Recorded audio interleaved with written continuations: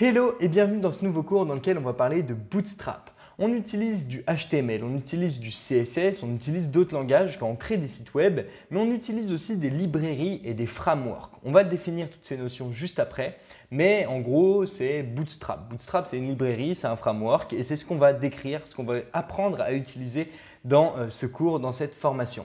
Donc Bootstrap c'est indispensable, on utilise tous Bootstrap, ça nous permet de gagner du temps, ça nous permet de faire plein de choses et tout ça on va le voir au fur et à mesure. Avant de commencer, rejoins-moi directement sur Slack, je t'ai mis le lien juste en dessous de cette vidéo. Tu vas pouvoir rejoindre un groupe de discussion dans lequel on va pouvoir tous échanger tous ensemble. Tu pourras poser tes problématiques ou même proposer des pistes d'amélioration de ce cours. Alors, je vais te faire un plan de secours et après on pourra attaquer et ça va se construire au fur et à mesure comme d'habitude. Alors tout d'abord, déjà un petit message de bienvenue. Bienvenue dans ce cours. Alors je vous invite à partager ce cours. Vous avez aussi un lien dans la description de cette vidéo vers votre espace affilié. Donc vous pourrez générer un lien si ce cours vous plaît évidemment pour le partager à vos amis et récupérer des commissions si votre ami achète en passant par votre lien. Maintenant que c'est dit, on va pouvoir passer au vif du sujet. Donc on va voir tout un gros module d'introduction dans lequel on va définir ce qu'est Bootstrap, comment on l'utilise, comment on l'installe, comment on le met dans notre code. Donc il faut évidemment des prérequis en HTML et en CSS. Si tu n'as pas de prérequis en HTML et en CSS, je t'ai mis une formation totalement offerte que tu vas pouvoir consulter et après comme ça tu pourras revenir sur ce cours. Ensuite on parlera du système de grille qui est complètement propre à Bootstrap et qui facilite la vie, du moins le responsive. Le responsive c'est avoir un site web qui s'adapte à n'importe quelle taille d'écran et tout ça c'est possible avec plein de méthodes dont Flexbox. J'ai un cours aussi qui parle de Flexbox. Bootstrap utilise Flexbox mais utilise aussi ce système de grille qu'on va définir du coup dans cette vidéo. On parlera de tous les composants Bootstrap. En fait, il y a plein de choses qui sont préfaites sur Bootstrap qui nous permettent de gagner un temps fou. Et on a juste du coup à récupérer ces composants, à les coller dans notre code et c'est incroyable, ça marche directement. Donc ça fait gagner un temps de malade et déjà, c'est déjà structuré, quoi. C'est vraiment incroyable. On va parler des colonnes et des media queries. Donc c'est très lié au système de grille et aux composants qu'on a sur Bootstrap, d'où l'intérêt de le mettre dans cet ordre-là. Ensuite, on va parler de la structure de base d'un fichier avec Bootstrap. Il y a plein d'éléments qui vont aller les uns en dessous des autres. Bootstrap, on fait beaucoup de HTML à l'intérieur et on verra pourquoi. En particulier, sans trop spoiler, pour effectuer quelques animations, quelques événements, récupérer des actions d'utilisateurs pour animer un petit peu notre site web. Ensuite, on passera dans la seconde partie de ce cours, dans laquelle on va aller voir toutes les classes qui sont propres à Bootstrap. Les composants, c'est assez simple, on va les voir quand même un par un, on va descendre un petit peu toute la documentation de Bootstrap, on va en intégrer quelques-uns, mais il y a aussi tout le système de classes qui marche à côté parce que récupérer un composant c'est bien, mais il faut encore après le designer, l'adapter à nous, à nos attentes ou aux attentes de votre client si vous faites un site pour quelqu'un. Donc on verra comment fonctionnent les blocs, les colonnes, les couleurs, les backgrounds parce qu'on peut changer aussi des couleurs, il y a plein de choses qui sont préfaites dans Bootstrap. Les alignements, les marges et les paddings, pareil, on a juste à écrire une classe en HTML, c'est incroyable et tout se met automatiquement, pas besoin d'écrire du CSS.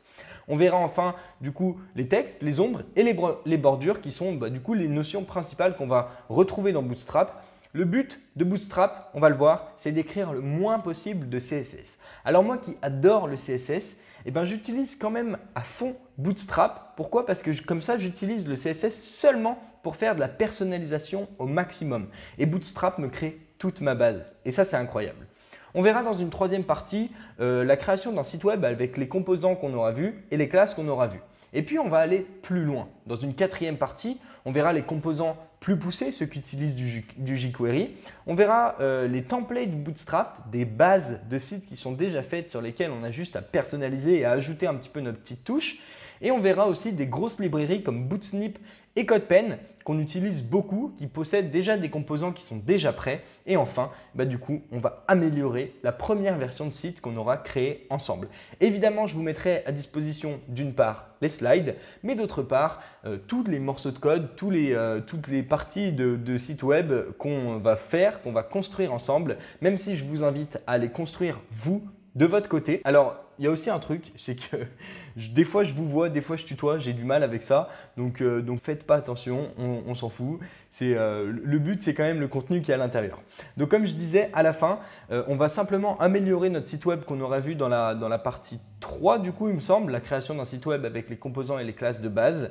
Et puis, ça sonnera la fin de ce cours sur Bootstrap et vous serez libre d'utiliser Bootstrap comme bon vous semble. À la fin de ce cours, du coup, vous serez capable de faire plein de choses. Vous serez capable de contrôler Bootstrap, c'est quand même le but de ce cours, mais vous serez capable surtout de l'intégrer partout, à n'importe quel endroit. Moi, j'utilise Bootstrap sur Shopify, j'utilise Bootstrap sur WordPress, j'utilise Bootstrap sur des sites from scratch, des sites faits depuis zéro. J'utilise Bootstrap partout. On verra aussi comment on peut utiliser d'autres librairies, mais ça, on le verra aussi à la fin de ce cours. On verra comment manier Bootstrap, comprendre tous les principes de grille, de classe, évidemment, on en a parlé dans le plan de ce cours. On verra aussi comment créer des sites design sans écrire de CSS. Alors comme je t'ai dit, moi qui adore le CSS, ça me fait un peu mal au cœur de dire ça, mais c'est vrai, on peut faire des sites design sans écrire de CSS seulement en utilisant les CSS préfaits de Bootstrap et en utilisant la bonne classe au bon endroit. Du coup, ça nous permettra de comprendre comment les créateurs de sites web fonctionnent, comment ils font pour créer un site web aussi rapidement, comment ils font pour avoir des choses qui sont hyper responsives, qui s'adaptent à n'importe quelle taille d'écran. Et en fait, tu comprendras que des gens qui créent des sites web depuis zéro, eh ben, il en existe plus que très peu, si ce n'est plus du tout. On ira comprendre l'importance d'utiliser des librairies, des frameworks. Donc Bootstrap est une librairie, un framework plutôt, on définira ça dans la suite. Mais il y en a d'autres. Il y a d'autres librairies, il y a d'autres frameworks comme Bootstrap. Et il y en a qui sont un petit peu plus compliqués, un petit peu plus poussés, qui permettent à chaque fois de couvrir d'autres choses comme l'intégration d'icônes, d'animations. On verra ça par la suite. On ira apprendre les dernières techniques en web design. Bootstrap fait partie des dernières techniques en web design. Si tu ne connais pas Bootstrap à l'heure actuelle, tu perds un temps énorme. Et enfin, comme on l'a dit, c'est un peu la conclusion de tout ça. Bootstrap, ça permet juste de te simplifier la vie au maximum. Si tu connais les classes de Bootstrap, en fait, tu rédiges ton HTML, tu mets la bonne classe au bon endroit et en fait, ton site se design directement. Tu n'as pas besoin de jongler sur du CSS, d'être sur ton inspecteur, même s'il faut le faire, mais ça viendra plus par la suite. Quand tu as déjà toute ta structure de site qui est faite avec Bootstrap, et après, tu fais juste ta petite personnalisation, tu rajoutes tes petites propriétés CSS qui font que ton site t'appartient et qu'il soit quelque chose qui soit propre à ton branding, à ce que tu veux ou aux attentes de ton client. Mais clairement, tu gagnes un temps de malade et tu vas le voir dans ce cours. Dans la prochaine vidéo, on va voir directement qu'est-ce que Bootstrap. J'espère que cette introduction t'a plu. Je me suis créé à gauche déjà directement un fichier HTML et un fichier CSS. Il n'y a rien à l'intérieur. Dans le fichier CSS, on ne va pas écrire grand-chose pour l'instant, mais ça viendra au fur et à mesure. Surtout, je pense, quand on créera notre premier site web du coup à partir du module 3, même si on risque d'en mettre un petit peu. Donc voilà, je te retrouve dans la prochaine vidéo et à toutes.